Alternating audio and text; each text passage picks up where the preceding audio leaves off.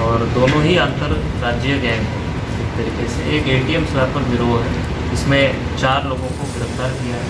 ये basically ATMs अपने साथ रखते हैं और एटीएम्स के बाहर लगते हैं। किसी भी व्यक्ति को जिसको जानकारी नहीं है, इस्तेमाल करने में दिक्कत आ रही है, उसके पास खड़ा रहकर उसका पिन देख लेते हैं और उससे बात करते करते उससे साथ में अपने पास का एटीएम को उसके साथ में स्वैप कर देते हैं और उस एटीएम का फिर बाद में दूसरी जगह जाकर इस्तेमाल करते हैं और उससे अकाउंट का पैसा निकलवाते हैं। ऐसे 4 लोगों को गिरफ्तार किया। इनसे लगभग 28 एटीएम मिले हैं जो कि अलग अलग बैंकों के हैं।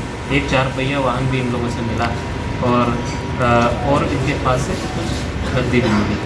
तो ये 4 लोग हैं, इनको अरेस्ट किया गया है और इनके संबंध में मुकदमा भी पंजीकृत किया गया है। जब इनसे पूछताछ की गई तो ये पता चला है कि इनके द्वारा अन्य जनपद जो है वहाँ पर भी इस तरीके का काम किया गया। झांसी, उत्तराखंड, बिहार, असम, यहाँ पर भी इनके खिलाफ में कार्रवाइयाँ हुई है। झांसी में इनके खिलाफ मुकदमे भी हैं, इनमें से कुछ लोगों का आपराधिक इतिहास भी है।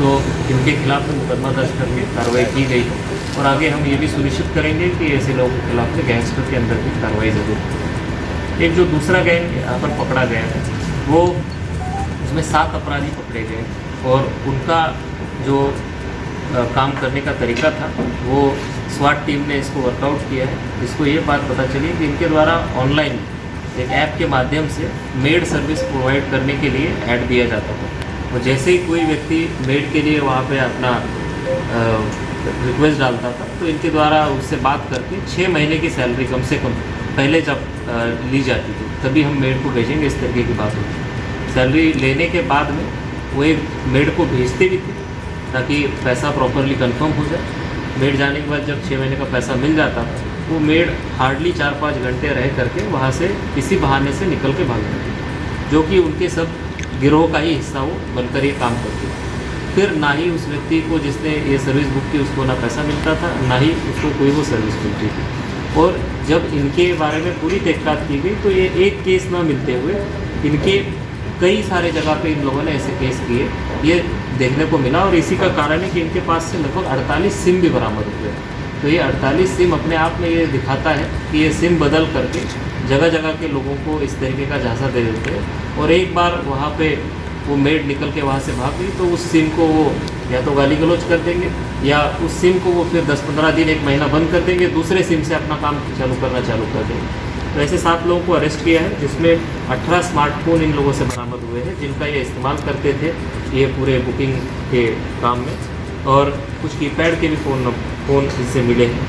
कुछ कूटरचित दस्तावेज भी इनसे मिले हैं जिससे कि वो दिखाते थे कि हम लोग का कोई आपराधिक इतिहास नहीं है और हम कैसे वेरीफाइड है, इसके लिए वो अपना सर्टिफिकेट्स दिखाते थे। और इसके बाद में इनके पास से सिम भी बरामद हुए जो मैंने ऐसे अपराधियों से बचने के लिए आम जन क्या करे क्या ना करे, क्योंकि इनका आपने इंट्रोडक्शन किया हुआ है, इनका तरीका आपने देखा है, बहुत जगह आपने उजागर भी किया होगा। लोगों के लिए क्या सावधान रहने की ज़रूरत है? देखिए, दोनों ही अपराध अगर देख लें तो ये नए तरीके के अपराध है। एटीएम स्वैप के बारे में जैसे मैंने कहा, तो अगर कोई व्यक्ति है जिसको एटीएम इस्तेमाल करने में परेशानी आ रही तो वो किसी जानकार व्यक्ति की ही उसमें मदद ले ले।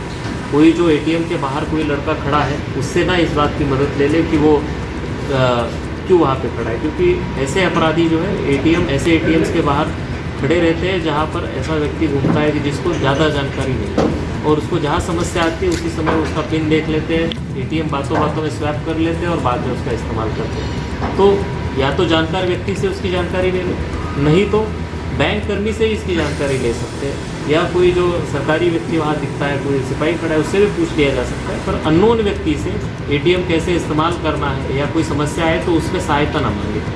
इसके अलावा एटीएम जब इस्तेमाल करते हैं तो इस बात का भी ध्यान रखें कि उसमें क्यों बाहर लगता है और जो इस्तेमाल करने वाला एक ही व्यक्ति अंदर होना चाहिए। परंतु कई बार जो है दूसरा व्यक्ति मैं मदद कर रहा हूँ या देख रहा हूँ बस यही खड़ा हुई है कह के अंदर घुस जाता है। तो अगर ऐसा कोई व्यक्ति कर रहा है तो उस समय अपना एटीएम ना इस्तेमाल करिए, उनको कहिए या तो आप इस्तेमाल करके बाहर हो जाइए या हम इस्तेमाल करके बाहर हो जाते हैं। तो इस तरीके का सावधानी आप एटीएम के संबंध में बरत सकते हैं। जब भी अपना पिन डालें तो आप अपने हाथ से उस स्क्रीन को जहाँ पे आप कीपैड पे डाल रहे हो उसको थोड़ा ढक करके स्क्रीन डाल सकते हैं, ताकि कोई व्यक्ति आपके पीछे या साइड में खड़ा हो तो वो देख नहीं पाएगा कि आपकी पिन क्या है। इसके अलावा जो दूसरा पार्ट है जो ऑनलाइन मेड बुकिंग वाला है, उसमें ये ज़रूर देख लें कि किसी भी व्यक्ति को इतना पेमेंट पहले ना करे जब तक कि उसका कोई वेरिफिकेशन आपने अपने स्तर से ना किया।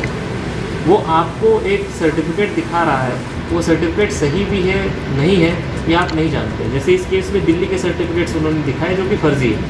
तो हमेशा जिसको भी आप काम पे रख रहे हैं उसका वेरिफिकेशन आप अपने स्तर से पुलिस से करा सकते हैं। जैसे पूरे यूपी में अगर कहीं का भी मेड या कोई भी नौकर आपके यहाँ काम कर रहा है, वो कहीं का भी रहने वाला हो, तो UP cop app UP police ने जारी किया है। आपको घर बैठे आप यूपी कॉप ऐप पे उनका डिटेल डाल के उनका वेरिफिकेशन करवा सकते हैं। तो किसी भी व्यक्ति को आप काम पे रख रहे हो तो उसका वेरिफिकेशन ज़रूर कर लें, और उसमें यूपी कॉप ऐप जो उत्तर प्रदेश पुलिस का है, जिसके बारे में काफ़ी प्रचार प्रसार भी कराया जा रहा है, उसका इस्तेमाल ज़रूर कर लें, ताकि आप जो है ऐसे ठगों से बच सके और सही लोगों से अपनी सर्विस या काम ले सकें। बिल्कुल, ऑनलाइन क्राइम जो है वो अब चुनौती